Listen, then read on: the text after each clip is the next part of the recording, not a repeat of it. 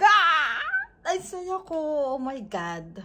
Super ganda ng hotel ko. Look at that. Ang ganda ng hotel. I'm so happy. Alam nyo ba? Super duper happiness ko talaga. Pag maganda yung hotel. Saya.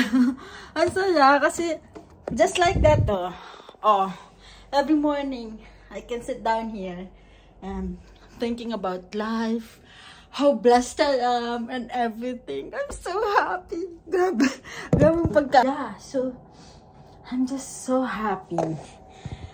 Kasi hindi ako nag-expect ng too much because well, medyo mahal naman siya.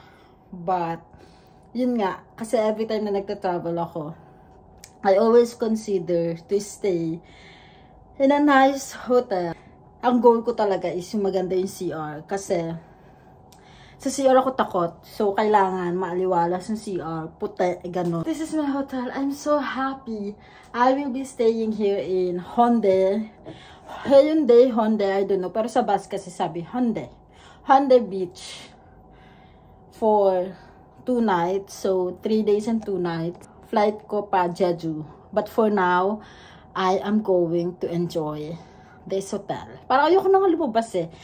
Sabi ko, i-drop ko lang yung mga luggages ko. And then, I'm going back to, I'm going to Blue Line Park. Tapos, kung ano pa yung mga destination na malapit doon. Pero parang bukas ko na ata sila gagawin. Kasi, for now, gusto ko lang muna ma-enjoy itong, itong hotel. Charot. Pero sa baba, ayun, it's really a good location. Kasi pagbaba mo, merong isang street na punong-puno ng food. Which I think, nakikita dito. Ito. There you go. That's what I'm talking about. Street yan. Paglabas mo dyan sa baba, tawid ka lang. Ay, ang street na yan is actually puro food hanggang dun sa dulo. And then, yan, may mga shopping area na dyan. Pero hindi siya ganun kabuhay like dun sa Nampo na pinagstayan natin kagabi. But, okay na ako. Basta may food street dyan. Alam ko mabubuhay ako. So, yeah, I'm so happy. I'm so blessed. Oh my God. Oh my God. Ang dami ko na palang nagawa sa buhay na nagagawa ko mag-design. So happy. Sobrang saya ko talaga. Tapos ito pa, kwento ko sa inyo. From Nampo, ang sinakyan ko going here is bus. Which I know na bawal talaga mag-bus pag, yung mga bus kasi, hindi sila nagpapasakay kapag meron kang malalaking luggage. And look at that. I have 2 luggages. Yung isa super big and bulky niya. It's like 15 to 16 kilo. And then yung isa naman magaan lang. Tapos, sabi ko, kasi yung pinag-i-stayan ko, tawid lang, bus station na siya. Although, sa baba naman nun, like sa labas, bababa ka ng hagdan, station na siya ng, tawag nito, ng train. Pero, kung gusto ko mag-elevator, maglalakad pa ako medyo malayo. Parang yun yung inakyatan ko kagabi. Tapos, sabi ko, tatawid na lang ako kasi bus lang. Tapos pagdating naman dito, sa Honda Station, na lang ako, maglalakad lang ako ng konti. So sabi ko, I'm gonna try. Guys, nagabang ako ng bus din sa may Nampudong station, bus station. Nagabang ako ng bus number 1003. 11 minutes ata ako nagantay. And then may dumating. Tapos, I was holding my 2 luggages. And then, inask ko yung driver. Sabi ko, can I? Gumanon ako. Tapos parang, like, nag-stop siya for a few seconds. Tapos parang sabi niya, gumanon siya. Okay, go. And then, dun ako sa front seat umupo. So, pinagkasya ko yung luggage kong 2. Tapos yung isa nakapatong sa lap ko para lang ma-survive ko siya. And di naman siya hassle. Tapos sinabi sa akin ng driver, next time, no, not allowed 2 luggages and then big luggages. Basta mga ganun siya sabi niya. Sabi ko, okay, sorry, but thank you so much. Yun. Tapos yung pagbaba ko, inassist niya ako kasi traffic dun sa gilid dahil maraming magpapark. So, pinastop niya muna yung mga car and then yeah, and then naglakad ako. So, I'm here. I'm so happy. So anyway, magpa-prop lang ako. Titingnan ko kung magpapalit ako. Then, we'll go out. Explore. So, change outfit. Ayan, naiinis ako. Isa lang yung pangit o hindi ko nagustuhan dito. Wala silang full body length na mirror. So, ang mirror ko is yung nasa CR. Anyway, nag-change ako ng outfit kasi i-explore ko yung baba. So, pupunta tayo sa beachfront. Tatawirin lang natin. Andun na yung Honda Beach. And then, maghahanap tayo ng kainan. Kasi, simula pagdating ko dito kahapon, panay ang street food ko. And, I'm not complaining though. It's Korea. So, din pa lang busog na and minsan lang ma-experience. Kaya, yun din talaga yung sinulit ko. So, nag-unpack din ako ng mga gamit and I'm ready to go. This is my outfit. This outfit is sponsor. Sponsor. Ayan. One full dress siya na pang winter. It's GU brand and binigay ito sa akin ng mom ni Harvey. So, merong mga winter clothes na binigay yung mama ni Harvey sa akin. Let's go!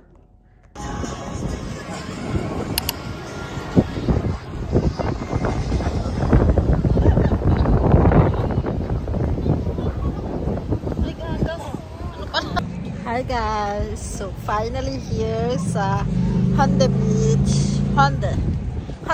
Ganun sila Honda. Mabilisan. So, sobrang lamig. As in, naka-close na yung ano ko, yung hands ko. Kasi super duper lamig. Like, literal. Ang lamig. Tapos, 2 layers lang ako. So, this is the famous Honda Beach dito sa Busan. And puro locals talaga yung mga tao. So, feeling ko, most of them are from different parts of Korea. And dinadayo talaga nila itong lugar na to para mag-relax and all. So, look at that. Diba? Super nice. Tapos parang feeling ko ako lang yung Pilipino dito. Like, buti na lang singkit ako, pero hindi nila ako kakulay. Kasi nangitim ako from Iloilo. So, it's okay. It's a nice place. Super ganda. Look. Look at that. Ayoko na bumaba kasi baka madumihan yung shoes ko. Siguro the next day na lang. Tomorrow, baba tayo dyan. Diba? Tapos sa explore tayo dun banda. Kasi alam ko ano yan siya. Tourist spot dun banda. Ganda. Nice. Dun lang yung hotel ko. Like tawid lang siya. Ito na mismo. Nice talaga. Very good yung choices ko talaga pag nagta-travel. Tuwa ako kasi every time na nagta-travel ako and lahat ng mga, especially same with my travel sa Japan before last year. Yung location was good, the hotel was good. Same dito ngayon sa Korea na nag-solo ako. Ang gaganda ng mga hotel na nabook ko. So, especially here sa my Best Western Hotel. Sobrang satisfied ako. Kahit naman dun siya kagabi, satisfied din ako. Pero syempre, yun kasi one night lang. Kaya yung binook ko is medyo mura lang siya. So, yes, I'm so happy.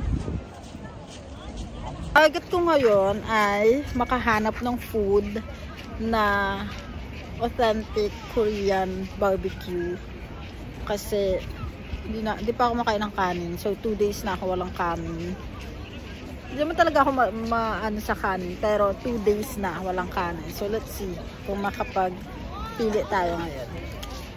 So, this is where I decided to eat. Ang daming options. More on fish cake siya. Ayan. Daming option. Tapos, meron din mga soup or noodles din. Kumuha din ako. And naka 19,100 Korean won tayo. But it's okay. Let's try it. Pero sa hotel ko na siya kakainin. Pero ano dito? Ito yung mga Nakapack na. Daming option. Dito lang din siya sa Hyundai Street. Hyundai, kumuha ng sariling street. Na-overwhelmed kasi ako. Hindi ako makapag-decide kung saan ako kakain. So, yeah. Here na lang. So, I am done buying my late lunch and early dinner. Dinner na ba? Nag-decide ako na i-take out lang kasi galing ako dun sa street, food street, na maraming choices. Pero sobrang na-overwhelm ako. Hindi ko maintindihan kung ano yung gusto ko or kakainin ko. So, I decided na dito na lang ako bumili. And now, I'm heading back to my hotel. Kasi, di na lang ako kakain. But, I buy drink muna na pwede kong inumin. So, yes, let's go!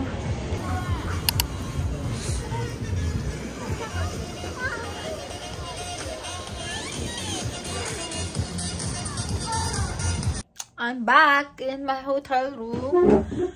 Hindi ko kaya yung lamig sa labas. Super lamig. Eat my late lunch dito sa hotel. Bumili lang ako ng iba't ibang klase ng fish cake. Nagulat naman ako sa noodles. 10 tao. But it's okay. We're gonna eat. O, diba? Pang 2 tao nga siya. Kasi food. 19,100 Korean won siya. So, parang roughly around 700 sa peso. Ito siya.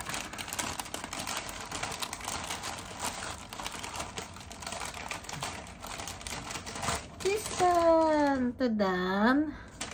And then, these two. 3 klase binili ko. Meron siyang shrimp sa loob na malaki.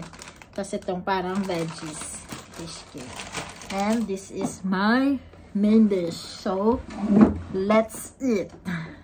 Oh my God, it looks so yummy. Pero spicy to, so good luck sa akin. And then I have this too. With this view, let's eat! Hi guys! So pinilit ko talagang lumabas. It's almost 9 PM. And umaambon, umuulan pa rin. Kinuverong ko yung sarili ko ng malala. I have gloves na din. So, it's still raining. Pero 7-Eleven lang ako, so let's go. Ito lang yung 7-Eleven. Ayan yung hotel ko. Ito lang yung 7-Eleven. So, bibili lang ako ng makakain. Kasi hindi naman ako makakagala because it's raining. Let's go, 7-Eleven. Hi! Now I'm back here at the hotel. So, pumunta lang ako ng 7-Eleven para bumili ng food. I got a chichirya. Cute kasi, tapos cheese. So, ito yung kinuha ko. Tapos, my favorite, red bean with custard. And then, also my favorite banana milk. So, nakakatawa. Yung tawag dito, yung service crew dun sa, yung cashier dun sa 7-Eleven. Lalaki, matangkad. Koreano. Nagbabayad ako. Sabi niya, ni hao, cha-cha-cha-cha. Basta nag-Japanese siya. So sabi ko, what? Well, sabi niya, Japanese? Sabi ko, no, I'm not. So sabi niya, where are you from? Sabi ko, from the Philippines. Sabi ba naman, so you're Chinese. Nakakaloka. You know that it has meaning, diba? So, nakakaloka lang na umabot pa sa Korea ang issue ng Philippine China. Although, bahala sila. So anyway, let's eat. I will eat my food. Kasi diba nakatulog ako.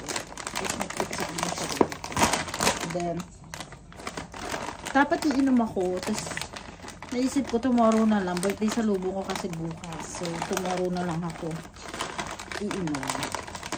So, let's try the Korean cheese junk food.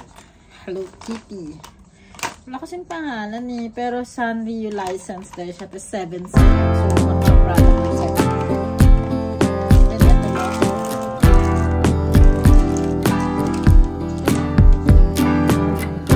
Ano siguro pa rin yung ulan na lakas.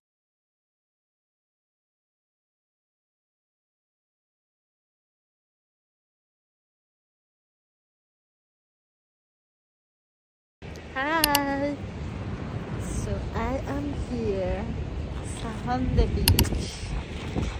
Grabe, napapanood ko lang ito sa K-drama. Nandito na ako. Oh my God. Puro magjojowa naman kasi dito. Nakakaloka. Parang maling lugar na puntahan ko. Charot. Puro couple. As in. Nandito. Ayan, sila. Couple 1, 2, sana yan? 3. Ayun. 4. Diba? Puro mag-joke. Tapos literal siya. Ako lang yun nandito na mag-isa. Kita pa. Ayan. Diba? Baka amazing. Tapos lahat sila bababa. Sige, bababa din ako. Bababa ako kasi ako lang mag-isa. Ang lamig sobra kasi yung hangin papunta dito pag ganun. So pag pabalik ako mamaya, hihingin ako lang. Baksa hangin. At saka may alon, ang lakas din. Parang man akong bagong ano dito. Lakas na hangin, nakakalipat talaga ng ano, katawan. So yeah,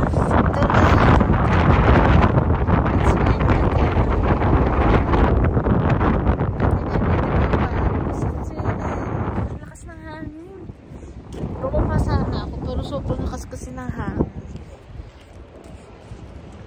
Gusto ko mag-picture, but how? Ayan. Bukas na lang bawi ako. Gusto ko sana maggala-gala.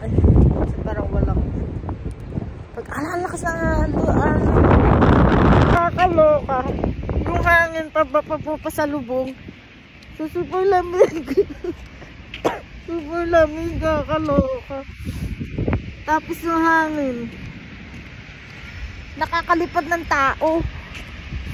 Pag payat ka, lipad ka talaga. Good morning! So it's my second day here in Honda Beach area.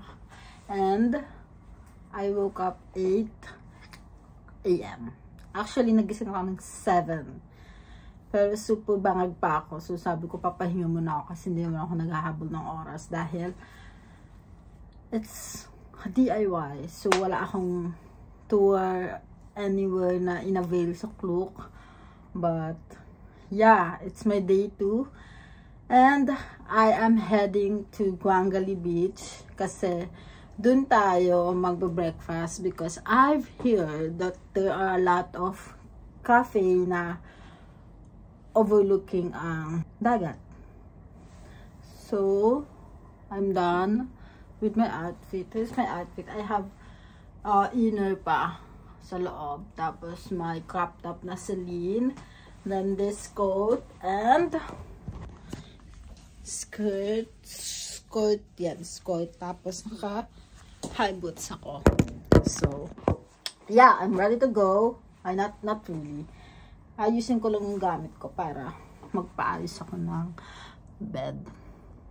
Hey guys, so I'm back in the hotel. Nakababa na ako kanina pero umuulan.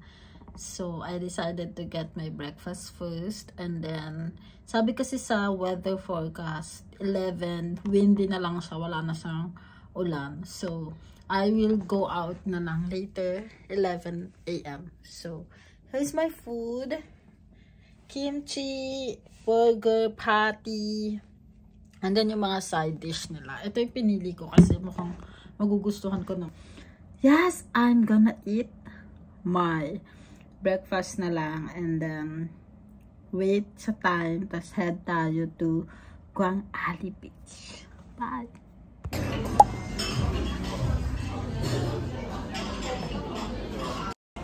Hi guys, so I'm here nasa Guangali Beach. I'm having my late brunch. What time is this? It's around 2. Tapos nandito ako ngayon sa waiting hall. Okay, the overlooking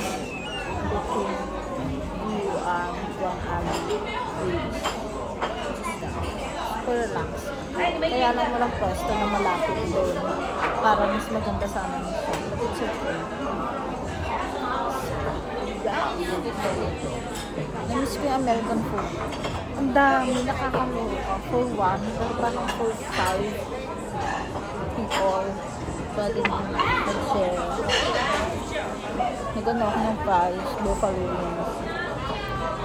Strawberry shortcake, tapos latte, I don't know.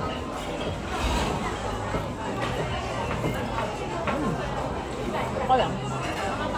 American food. American food sa Korea. Mas amazing. Hi guys, so done na ako mag-brunch din sa working holiday. It's already 2 p.m. and I'm planning to head to Hyundai Blue Line Park. Pero hindi ko alam kung kakayanin ko pa kasi nakaganto na ako, naka-gloves. And super lamig kasi umuulan. Hindi naman ulan, like ambon lang siya. Tapos super hangin kasi nasa tabing dagat tayo. So, grabe talaga. Pero sinusurvive ko tong trip na to kasi gusto ko makakita lahat. Dahil tomorrow, I will be leaving. Going to Jeju Island naman i-explore natin. So, yeah, it's so cold. Imagine nyo na lang yun, 6 degrees. Mahangin, tapos maulan, o maambon. Pulang-pula na yung ilong ko. Ano ba yan? Hindi ako nag-blast it, pero let's go na. Hindi ko na kaya. Mag-search na ako ng way ko pabalik dun sa bye!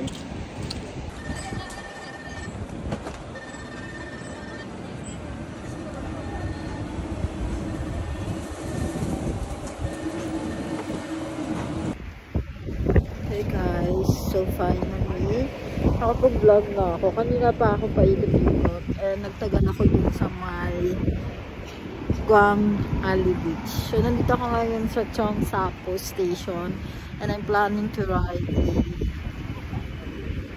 Blue Line capsule. Basta yun. So look at that. That's the famous spot and I'm planning to take a photo here or video. So good luck. Oh my god, I'm finally here sa loob ng Sky Capsule and I paid 40,000 Korean won, which is roughly around 1,500 in pesos one way. So ayan, ako lang mag-isa. Food 2 packs kasi talaga dapat to. Pero ako lang mag-isa. So takot ako sa height. So good luck. Good luck guys, good luck. Oh my god. It's moving.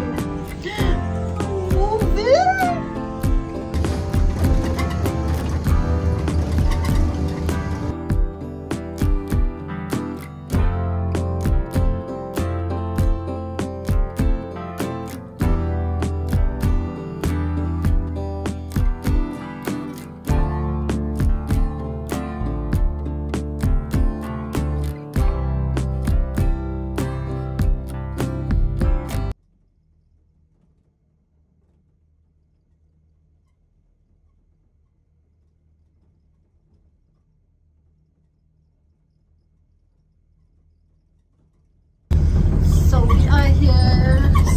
Hyundai na yun.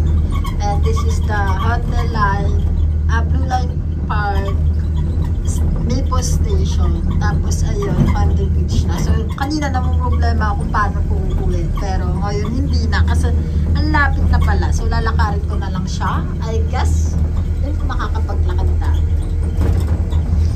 So pretty! Busan! I'm so in love with you! Babalik ako dito kasama si Lavi. Labas na tayo dito sa Maple Station and we are here at the park. Maglalakad ako kasi I have watched so much vlog about this, especially sa vlog ni JM Badkili Show. Actually si JM talaga yung reason kung bakit na discover ko tong Busan Blue Line Park. I mean Honda Beach. Ayan. Blue Line Park. Nice. Let's walk.